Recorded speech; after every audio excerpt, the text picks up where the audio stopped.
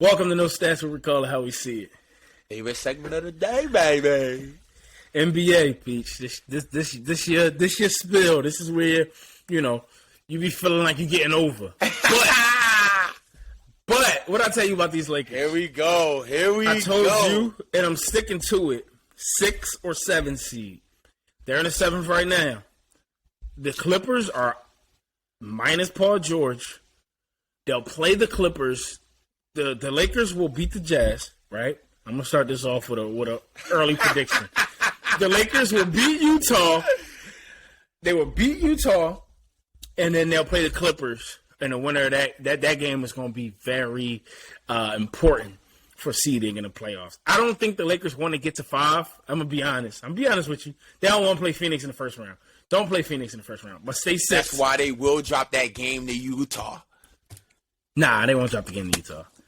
And when I rattled these off to you, Here we go. Previously, and I'm gonna bring this up. I'm gonna bring this up for the fans. You got the receipts.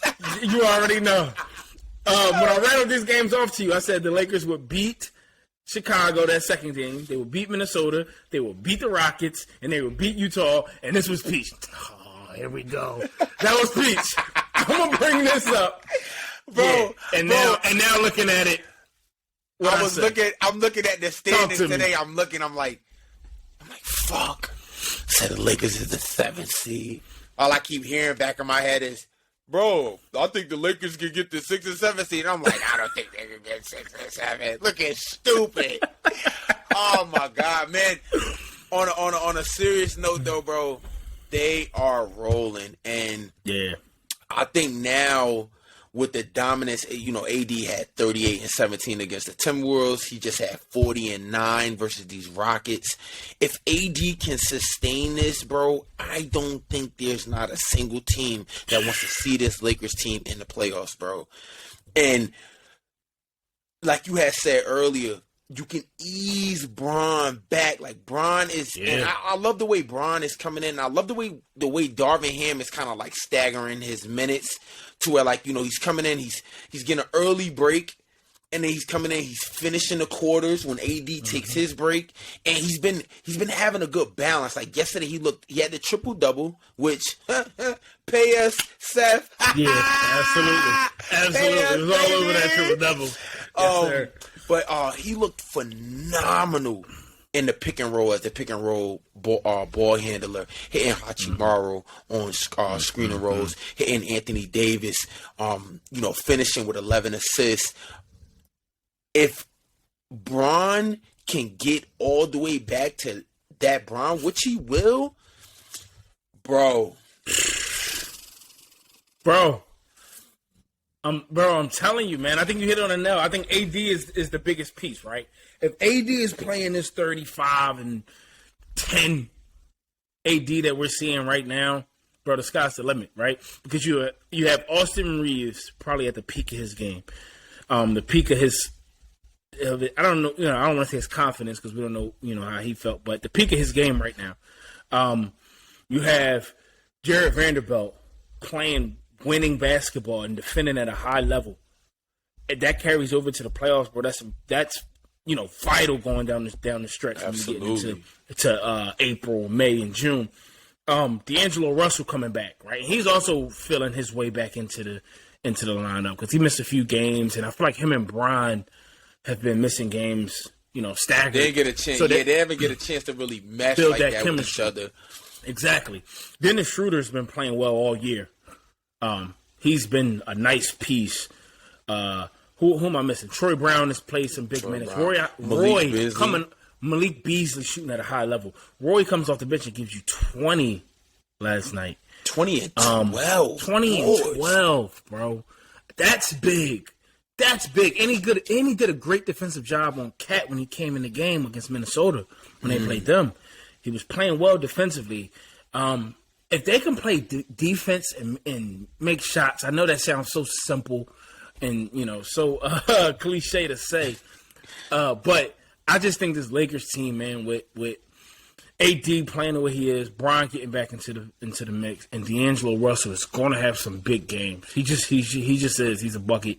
I don't know, bro. I'm telling you, man, they get Sacramento. This Sacramento team that you love, I'm sorry, they may be that beam might need to come down. If they got to see Bron. I completely agree, bro. And I think they have a great dispensable bench now. So, you know, you could throw a Troy Brown out there. You could throw a Malik Beasley out there. Now, you know, you seen yesterday D'Angelo Russell went down, and you can immediately insert Dennis Schroeder into that starting lineup. Like you said, with Austin Reeves, that peak that he's at, bro, and the way the Lakers are allowing him to do it. I've seen 3 possessions yesterday where Bron brought the ball up and gave it to Austin and went, yo, do you? I just stated this. They give Austin the ball with the shot clock at like 14, like, yo, do what the fuck you want, bro. That's what we need you to do. He's very crafty. He does a great job of getting to the line. He gets to the line. Hell yeah. Handle tight, like, bro. And then you add now, I like the way Darvin Ham is balancing out Rui Hachimura and Wenyen Gabriel minutes to where, like, he's knowing when to play them, when not to, who's going to get the most minutes based on what he needs within that game. And then, let's not forget, bro, before the injury, Lonnie was like 15, 16 a game. And he can get back into that rotation and get back out there and be healthy and be Lonnie, bro. Bro, it's so many lineups you can really throw out there with this Lakers team that's gonna be scary, man. I agree, bro. I agree. So can I get an apology? Not yet. Not yet. Because they still, right now, we're giving them their flowers, and then tomorrow, I'm going to be like, how the fuck did the Lakers lose to the damn Jazz? They won't, bro. They won't, bro. I'm telling you, bro. This it's a snowball effect, man. They're gathering momentum. They're rolling downhill right now, and they're headed in a positive direction. Let's not forget about Mo Bamba, who they acquired, who's who is a threat on the outside and the inside and defensively. I think he'll be big for them. And I think if they do get the 6th seed, as I predicted, and they play the Sacramento Kings, I throw that in there. And they play the Sacramento Kings, but I think AD is going to be too much for the Kings. I think that's an Anthony Davis series. I know De'Aaron Fox has had his way with the Lakers when they played. De'Aaron Fox has owned the Lakers.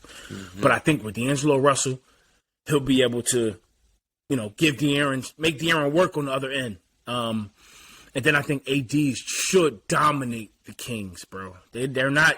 Sabonis has been playing well. Don't get me wrong. But he's not a defensive guy. Should own that series. So I think that's a favorable matchup for the Lakers. I know if the Lakers are plus money to win that series, I'm on it. Yeah, I'm right there with you, shit. The way things is trending, and I think hats off to the Rob Pelinka for like these deadline moves that he made, and you know, getting the. I don't want to call these guys liabilities. They're professionals at the end of the day in their own crafts, but you know, they just wasn't fits. P-Bev wasn't a good fit. Russell Westbrook wasn't a good fit. And then you bring in guys like D'Angelo Russell, who sort of balances out LeBron and Anthony Davis. And then you bring in Jared Vanderbilt, who I think is like the biggest X factor, because he's going to be the one that's guarding, and hopefully the fucking Mavericks get their shit together. But he's going to be guarding the Lukas, the Kevin Durant's, the Devin Bookers. Like, he's gonna be guarding these guys. He's talented. He's talented, bro. He is, and I don't want this to come off wrong, but he's an effort player, bro. He's gonna give you that 110% on the defense, because defense is all effort, right? Yeah. He has the length, he has the athleticism, but that effort, he's diving on the floor for loose balls. He's going to fight for those rebounds, and he's going to defend your best player, like you said, bro. That is a huge grab. I think the Jared Vanderbilt, when it first happened, and we talked about this on the show, but when it first happened, we both said it, that Jared Vanderbilt grab was huge, because it allows them that, you know, it gives them that energy player and that defender on the court as well. So you ain't gotta exhaust Bron now. You know, Bron and AD's gonna anchor the defense always. But now Yeah. Bron could really, really zone in. Get a chase down block or two here. He's good for one of those. But now he can focus slowly. And I'm not even gonna lie, bro. Even though he hasn't been scoring the ball as effectively, Bron's been looking good. Like just as far as like, and controlling the game. Speaking, but controlling the game of what he does. And funny story here, I was watching Al Horford on the JJ Redick podcast, and I seen this. He was you see the joke that he said about Bron? He said that we came out of the huddle. And he was at the scores table, right? He had the scores table unfazed. Like he said, we're all gassed. Tatum's gassed. Marcus Smart gassed, and this is like, I think that's going to carry over, and I think because of the growing pains that this team kind of went through of, they getting bounced by Phoenix the year after they won the title. Then they go and sign Russell Westbrook, and then they miss the playoffs entirely.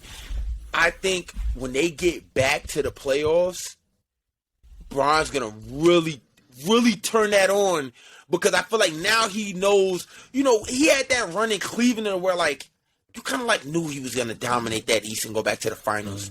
Yeah. Now it's kind of like, Bron don't know. You know what I'm saying? He don't know. So I think he's going to be more aware, more locked in this playoff go-around, bro. And, man, hats off to the Lakers, man. And I'm going to throw this out there right now, right?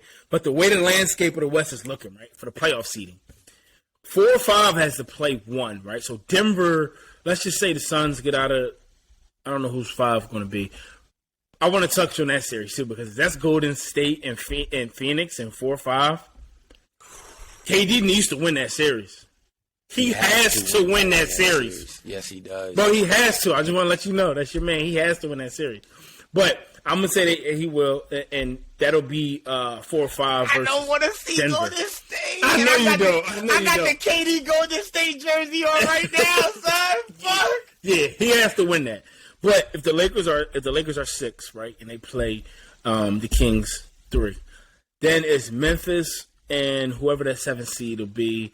I think will probably be the Clippers, or maybe even the Pelicans, right? Like maybe the Pelicans move up to 7. They've been rolling right now too, bro. And if they are 7, back. Yes, and if they are 7, I mean, are you taking the Pelicans over the Lakers in the second round? I mean, or the Grizzlies, the Pelicans or the Grizzlies, over the Lakers in the second round. And no, and Lakers this is Western why. Conference. This is why, bro. This is why. Like you said, if you look at the landscape of the West, bro, it's so like I feel like the Lakers are healthy at the right time. Think about Memphis. Memphis are good as far as like their backcourt, and Jaren Jackson's a defensive player of the year. But that Steven Adams not being there, that is big. Yeah, that's your bet. That's your 10 and 10 a game. Brandon Clark, high energy off the bench. You're asking a lot, and I'm not saying Xavier Tillman's not good, but can Xavier Tillman be in your starting five when you win you a playoff series where he's setting doing the things that Steven Adams does? Right. You look at the Clippers, the Paul George injury, like. I feel like that's big. That's huge. Very big, bro. The Nuggets, I feel like even though Jokic he's been nursing the calf injury, it's just certain games, like they've been trailing off. They started off so hot, but they've been kind of up and down lately. You could kind of neutralize them. You got King, still got shit to prove. And then I feel like the play-in is a little bit more scarier than the top half, because Chris Paul even said it yesterday with Phoenix. We still are getting used to having Kevin Durant. They're still figuring this shit out. Yeah. Golden State. Having roll woes. Still waiting for Andrew Wiggins to get back. Gonna need a couple games for him to get things under his belt. But do you really want to see, and you know this is my guy, do you really want to see a scrappy-ass Pelicans team, Oklahoma City team with Shai Gilgeous-Alexander, who right now, they got the 10th seed. They got that 10th seed, and they're going to play 7, a.k.a. if the playoffs started today, it would beat them Lakers, which I see the Lakers getting out of there. But still, though, and don't worry about that. The Lakers getting 6. The Pelicans, bro. I think you get Zion back. B.I. This man is CJ whooping, bro. Yeah, bro. They got some pieces over there. I don't know, man. I'm they trying got to some figure pieces. out who am I missing down there in the play-in. OKC 10. You got the Pelicans 9. Minnesota. You squad Minnesota. Yeah. Which I also, like I said before, I think Minnesota can really shock a lot of people, man. And remember I told you convinced me on that. If Minnesota can get the AC and play Denver, bro, I'm rocking with Minnesota. I can see that. I absolutely can see that, bro. I'm rocking Minnesota, bro. Even if they see Memphis, too. Even if they see Memphis. True. My thing about Memphis, and I'm going to keep saying it, I think them not having Steven Adams is that's eventually going to catch up with them. And I hope he can get back in time for the playoffs. He had a setback like 3 weeks ago, which he was going to be out 4 to 6 weeks. So round about the time the playoffs is ramping up, if Memphis can hold it, I can see him maybe coming back, the first round maybe, but we'll just have to see. Absolutely. Early prediction time. Phoenix Suns, Los Angeles Lakers, Western Conference Finals.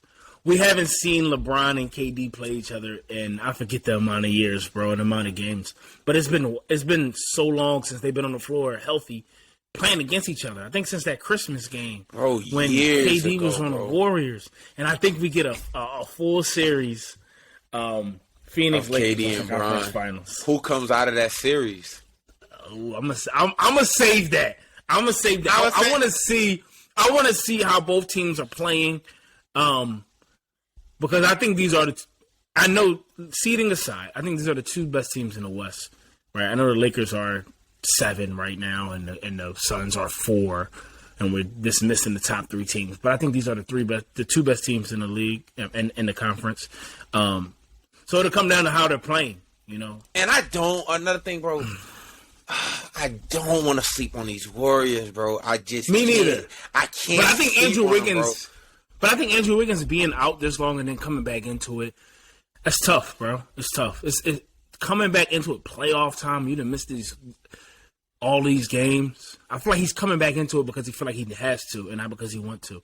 I don't know, and I don't want to speak for him, but I don't know if his heart and head is going to be into the game, or if he's just going to be out there trying to be there for his team. It's a difference. So I think even if the Suns have to see them, I'm taking the Suns in 6.